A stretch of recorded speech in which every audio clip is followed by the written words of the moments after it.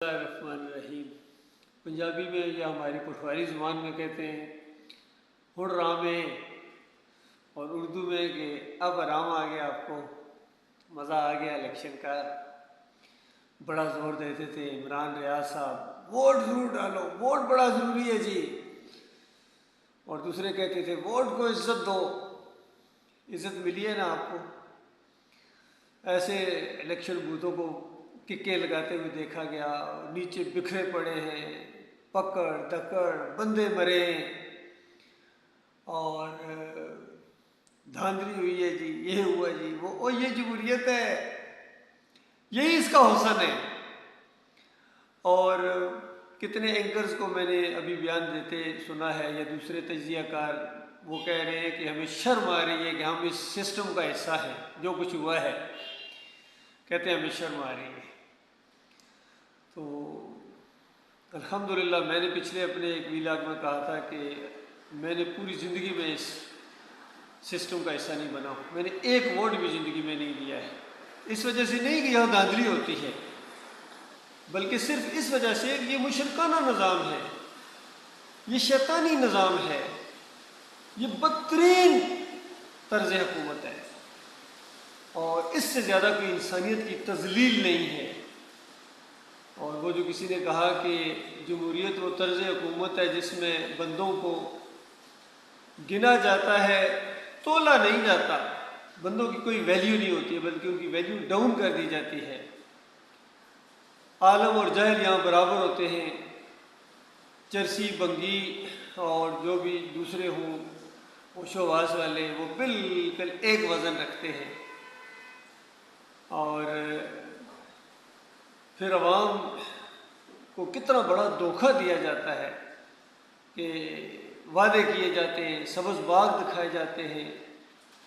दीनी रूप में जो आते हैं वो दीनी सब्ज़ बाग दिखाते हैं कि निज़ाम मुस्तफ़ा लेके आ जाएंगे जी, कुफ्र शिर्क के ज़रिए निज़ाम मुस्तफ़ा लेके आएंगे, अंदाज़ा लगाइए।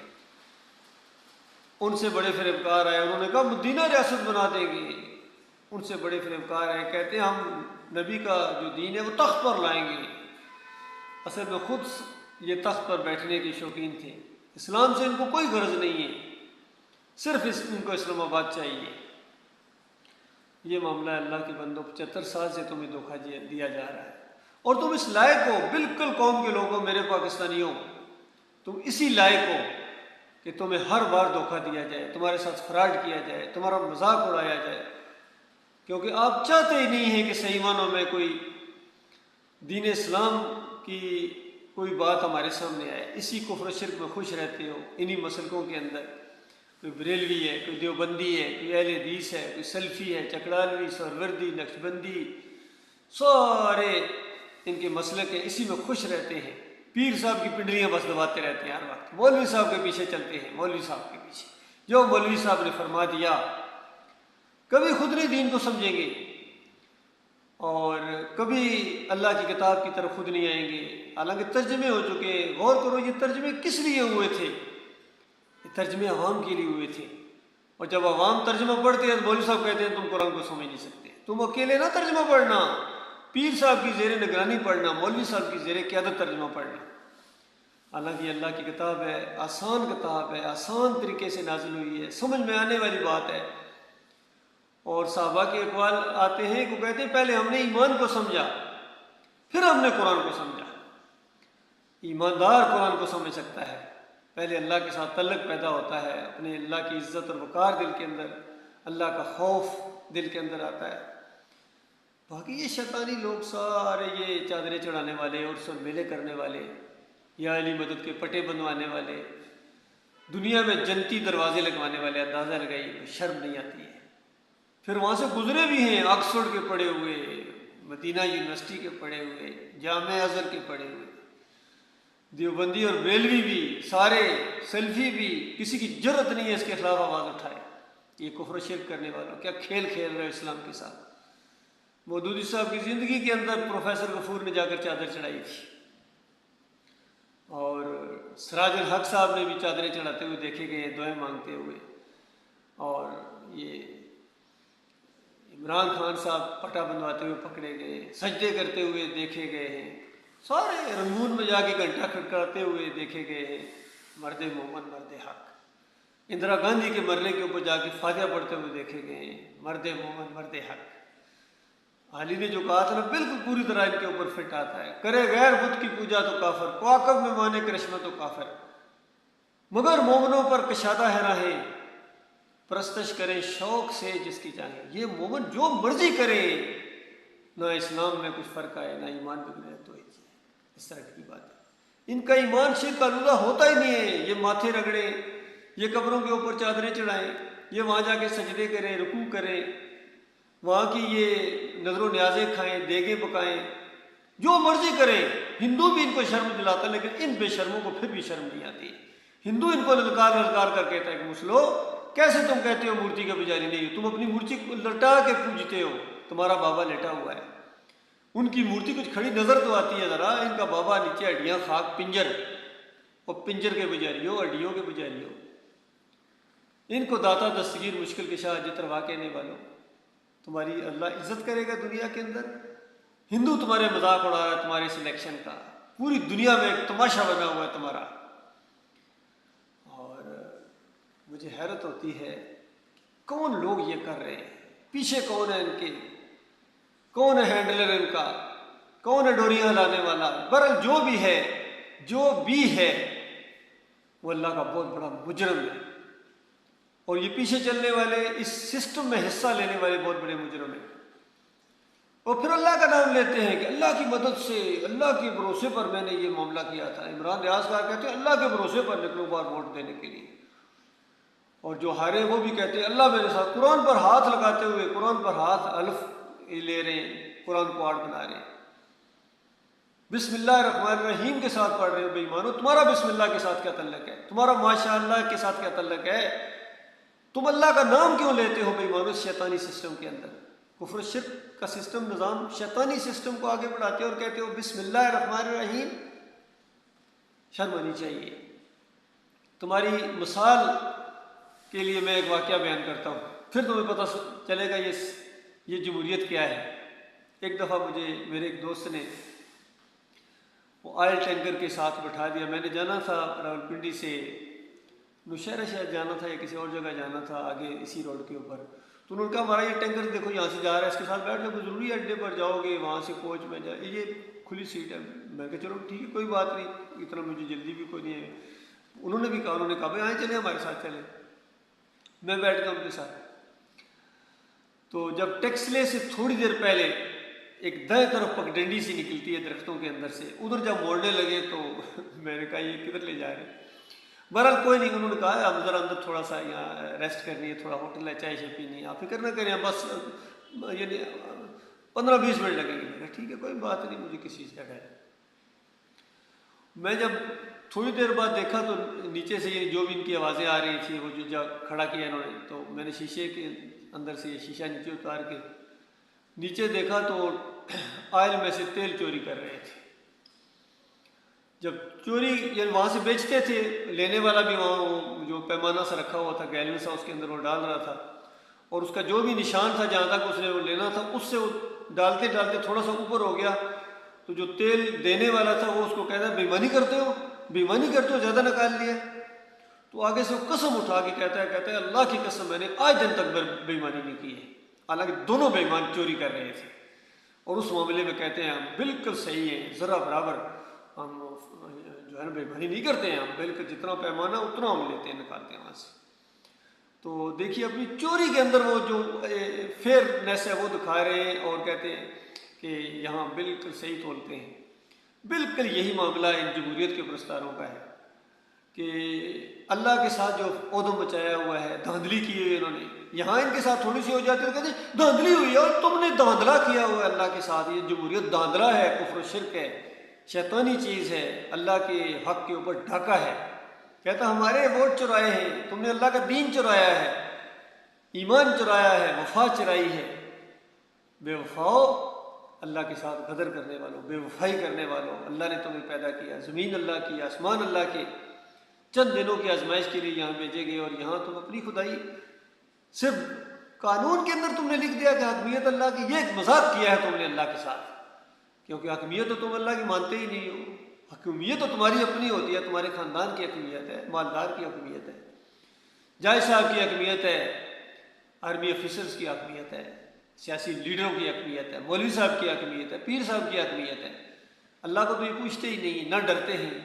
बहरहाल अल्लाह ने भी बड़ा मुनासिब इंतज़ाम करके रखा, फिक्र ना करो। उसने जहन्नम पहले तैयार की थी और जन्नत भी अल्लाह ने तैयार की है अपने मोमन बंदों के लिए, जो अल्लाह को मानेंगे, खुश दिली के साथ मानेंगे।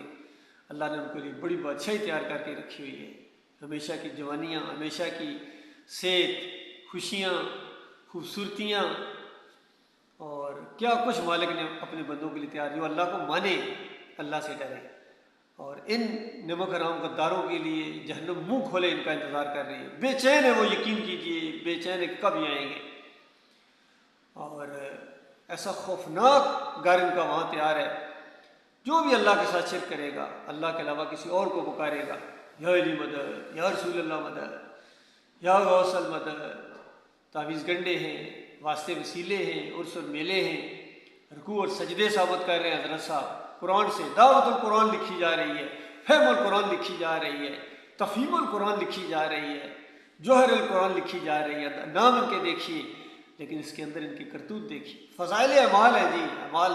कौन सा शिरक है जो फ़ज़ाइल अमाल के अंदर नहीं?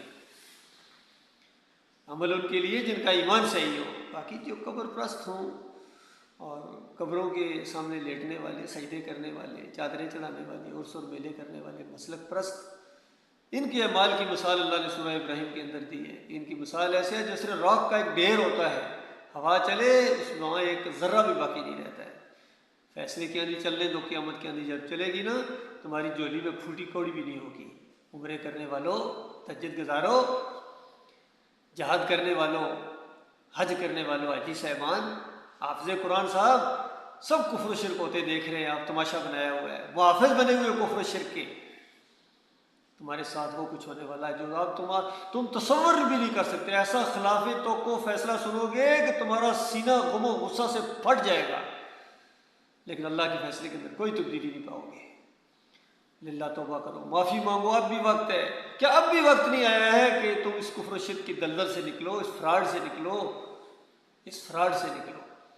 मुझे याद है इन्होंने आपस में मुआहदा किया था मरी में, जरदारी साहब ने और नवाज शरीफ साहब ने। तो बाद में जरदारी साहब ने उसकी कोई खिलाफ वर्जी की और शिकवा किया, नवाज शरीफ साहब ने ताना दिया कि तुमने मुआहदा तोड़ा है। तो उसने कहा कि कुरान और हदीस है, और कीजिए। जरदारी साहब को बताया कुरान और हदीस नहीं बदली हो सकता है, ये बाकी चीज़ें हैं, ये फ्रॉड शिरक और ये क्या नाम है, जमहूरियत है, ये तो होता है। यहाँ तो झूठ बोला जाता है, जो जितना बड़ा झूठा है, जितने बड़े मनसूब हुए उतना बड़ा झूठा है।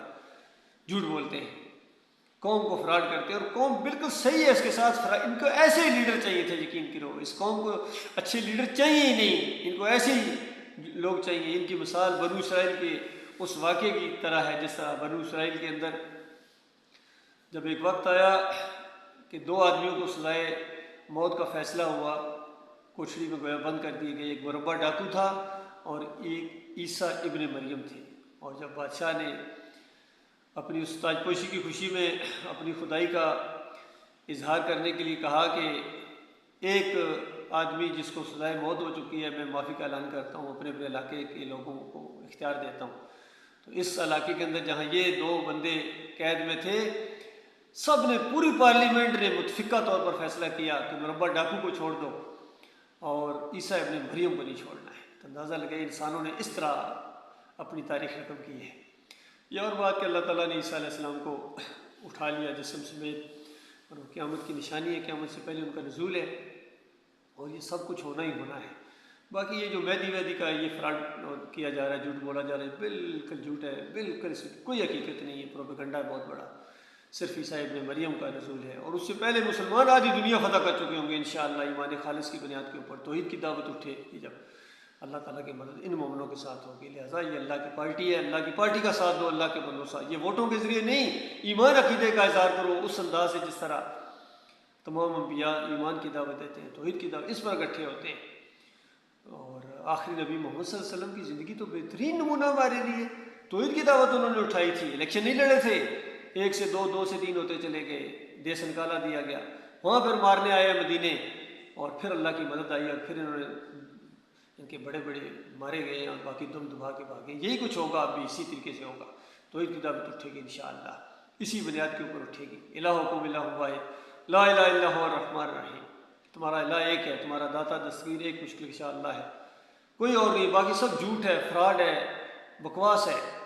ये जितने बनाए हुए हैं इन्होंने, उन्होंने मूर्तियाँ बनाई हुई, इन्होंने मज़ार बनाए हुए, एक जैसे हैं दोनों, एक ही तरह अल्लाह की तरह के इनकारी हैं, अल्लाह के मुनकर हैं, अल्लाह के साथ शिरक करते हैं।